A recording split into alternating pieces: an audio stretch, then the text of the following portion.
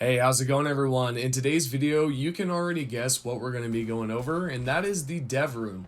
I'm really stoked to show you this, guys, and we'll go over some information at the end on how this was done so that you know exactly what was going on here. And we're going to show a few clips. I'm going to show you one clip here at the beginning, and then I'll show you about 4 screenshots there. And this is all thanks to a fellow member here at the Discord, which will remain anonymous. Also, if you like this channel, you can definitely follow my Twitch. I'll have that down below in the description. I do plan on going live here eventually and helping out a few of you with just glitches in general, and maybe play a few games just for the hell of it. So let's get into this video right now and let's talk about it. As for this first clip, I'm going to explain what's going on here. So you're going to notice the nuclear winter plants around.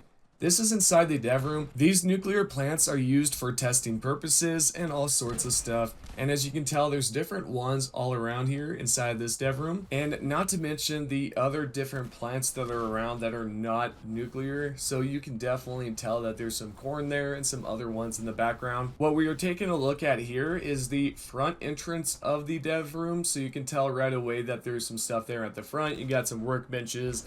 Possibly you got the power armor station there on the right, and then on the left we have some items that you can get into, which are the boxes. There's ones called blades and all sorts of names, as you would imagine that would be in the dev room. If you are familiar with Fallout 4, there is a dev room there as well, and most of these items are just organized so that the developer can get to them in a quick and accessible manner, even though I believe they can just spawn these down right there and then, I'm assuming. As for this section, as I mentioned before, it's organized. They have different ones. What we're taking a look right here is a plasma mine, which is quite common, around the Fallout wasteland. Then we have some of the, I'm assuming that's a Molotov right there that's next to the power armor foot. There's just a lot of different stuff there on the ground, as we have saw before with the nuclear plant material. And yeah, it's really cool. Really cool stuff here. This next clip right here is going to be a preview with the recipes there on the right. Again, they're organized so that these developers can get to them quickly. And it's just really cool to see a dev room once again. And man, I believe this is way different from the first dev room on Fallout 76. If some of you can recall when that was, possible.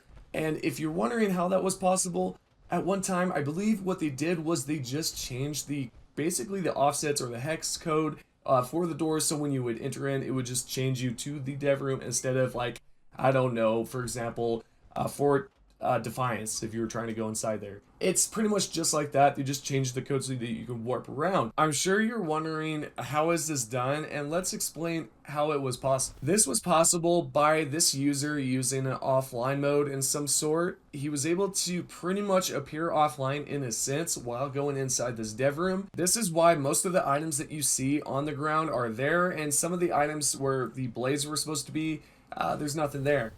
For example, we see some recipes with crates, and there's some items that are not around there.